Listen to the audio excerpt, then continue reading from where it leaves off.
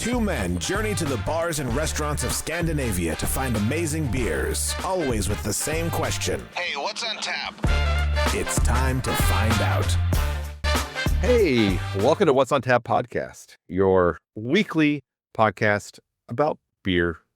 Right. You might have thought that we stopped recording after last week's episode, but we're still here. Oh, we're still here for many more episodes to come.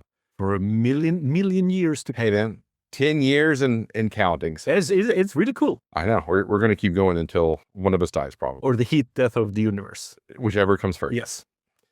How you been, man? Life treating you well? Since the last time we spoke? It's good. Good. 2026 is rolling on. It is rolling on. I can't believe it's February already. Feels insane. Yeah. It is crazy.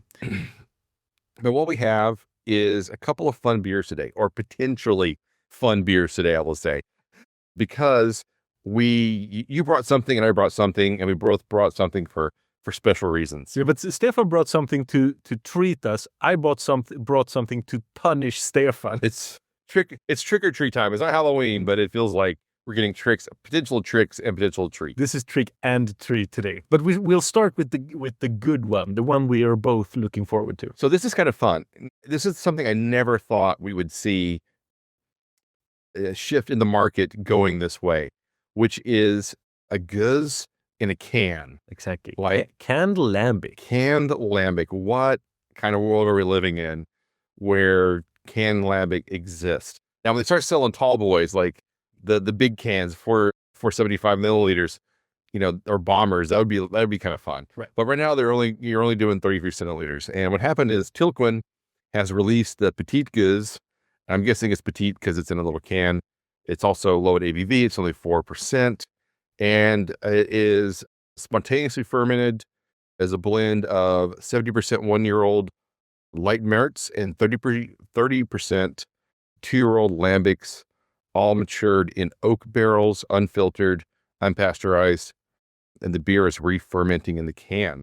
So also potential bombs, depending on how much fermentation goes on in the can.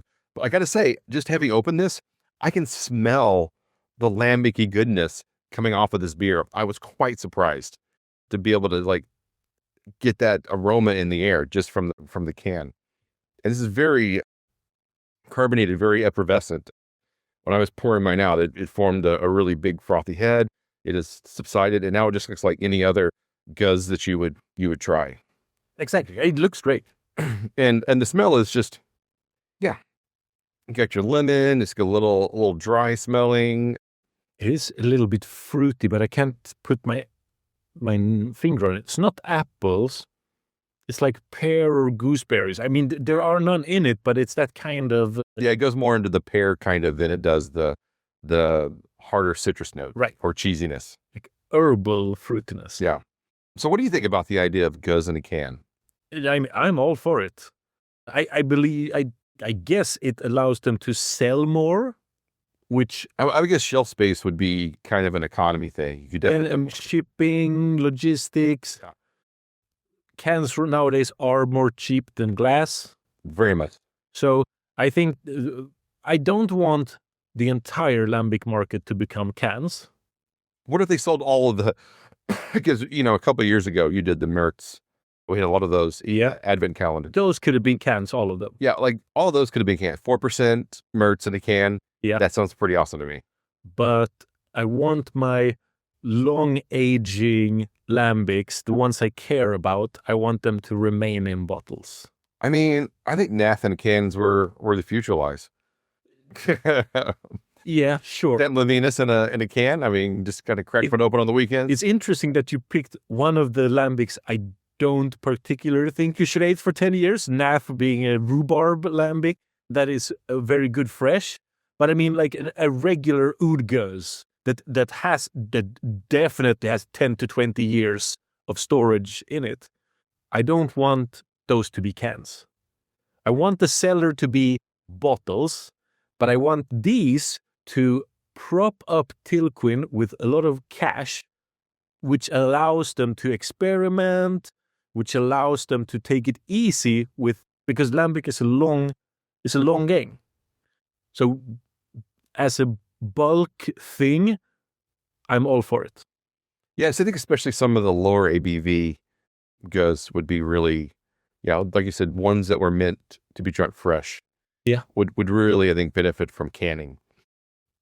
And I think it would definitely expose more people to the style in a way that they would never try if it's in a bottle with a cage.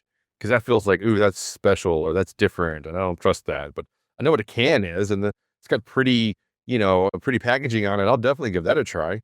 So maybe more people are trying a Gueuze now that it's in a can than they would have ever tried before. So, but I think there's a lot of upside here. But the real test is, how's it taste? Yeah, let's try it. Cheers.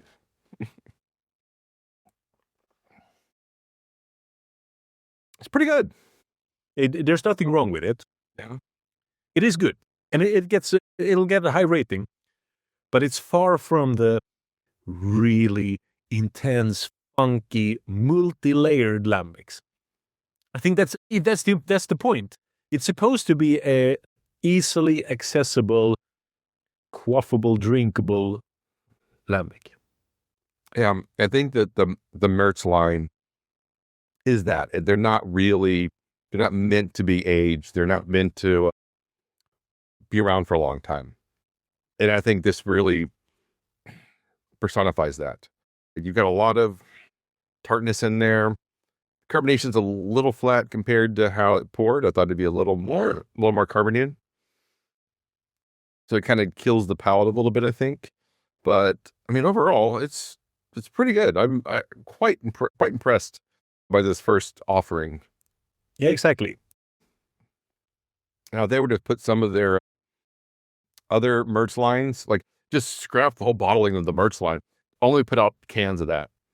But is this a Mertz? Yeah, it's 30% or 60 or 70%, one or the other. I can't remember which. Yeah. It was 70% of the Mertz.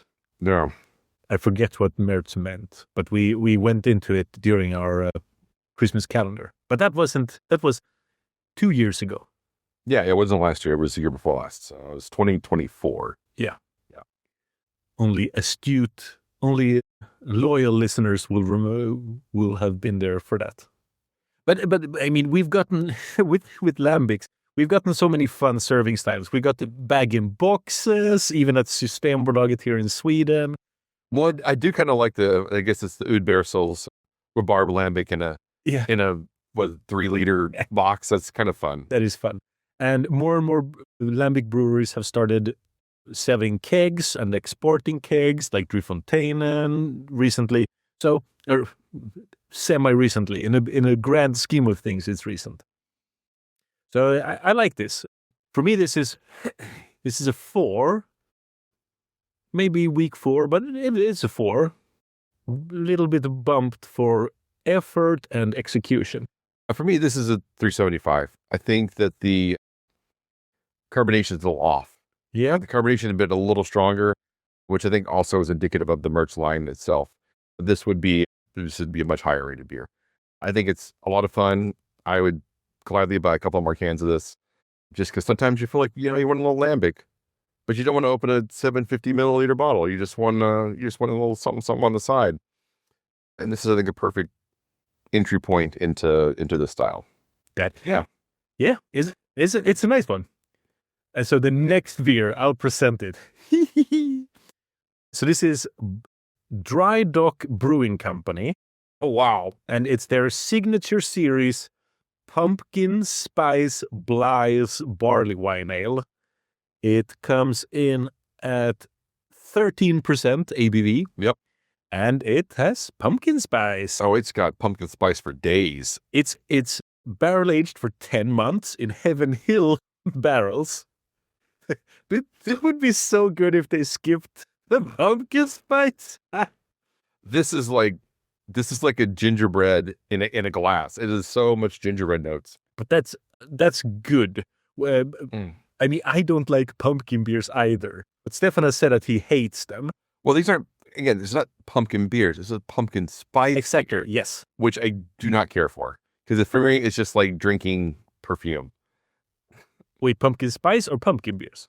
pumpkin beers are just like yams. They're just a ingredient, but pumpkin spice is they made a barley wine and then they basically put chai in the barley wine. It's what it is. It's just it's a collection of like cloves and cinnamon and nutmeg and whatever, and they just steep it in the beer, and that's what I hate, because for me it just tastes like perfume. It smells like sweet perfume. It looks pretty good. It looks really good, and it's I can't quite tell if I like the smell or not, because some of it smells like potpourri, and the other part of it is like rich caramel. And which note you get just depends on how you catch it in the glass. Let's try it. All right. Cheers. Cheers. This is better than it smells. It does have some, it's quite thin, but it has a depth of flavor that when you get past the very perfumey potpourri taste and smell, there are some layers of caramel. I didn't think it tasted very, like, even for me, a lot of the pumpkin spice beers, it's as the flavors mature over your palate, as they aerate out, you get more of those cloves and cinnamon and pumpkin spice flavors. This is really mild on that. It doesn't really overwhelm your palate, which is a really good thing. You still get I guess it's more of an English style barley wine flavors. Barley wine, called the white other, yeah. But as a barley wine, I don't think it's terribly bad. The pumpkin spice it detracts from the nose, but I don't think it really kills the beer in the way that the nose would have you believe. Right. And I mean, this was bought recently at Systembolaget, but it is the 2024 edition. There's probably another 2024. No, I mean, it arrived at Systembolaget shelves last year, but they were still on the shelves when I went and bought this. But I had it, I got it specifically to pumpkin punish you. I imagine this will be around for quite a while on the shelves. Yeah. It feels like one that's going to be lingering for quite some time. All right, so what do you think? I like the barley wine aspects of it. I can't really get the Heaven Hill bourbon. There's something boozy in the... I think the barrel aging's really lacking in this. Yes. I think it should be a little more barrel forward than what it actually is. And I think the pumpkin spice only brings it down. I agree. It's not a mess. Like, sometimes these things are just a disorienting mess of whatever, melange of flavors that do not meld well together. That's not the problem here. Actually, everything kind of works. It's just not enough. Like, the barrel aging should be a little stronger. Honestly, the pumpkin spice flavor should be a little stronger in this one, because there's not much in the aftertaste. It kind of just doesn't have anything. Right. It's failing at being a pumpkin spice beer, but that makes it more tasty. Yeah, it makes it more drinkable for me, but it doesn't make it a better beer. It just means I would be less likely to pour it out. So what would you give it? Honestly, I'm going to give this one like a 3.5.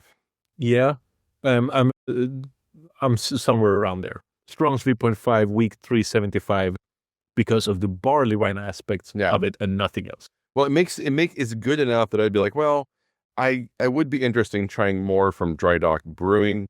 This is my first beer from them. They're out of Aurora, Colorado. So yeah, I would give it another shot. I've actually tried a lot of Dry Dock for some reason. Yeah, maybe they've had some more boring styles at Systembolaget, like amber ales and stuff. That's probably why I haven't tried them, because I don't usually drink those that much. No. Okay. Yeah. Well, that was it. We've reached the end. We really ran out of stuff to talk about this beer. Yeah, we'll just call it a day here. You can find us online at what'sontappodcast.com, Instagram, Spotify, YouTube, Facebook, and wherever you find podcasts. So until next time, keep drinking, you dum-dums.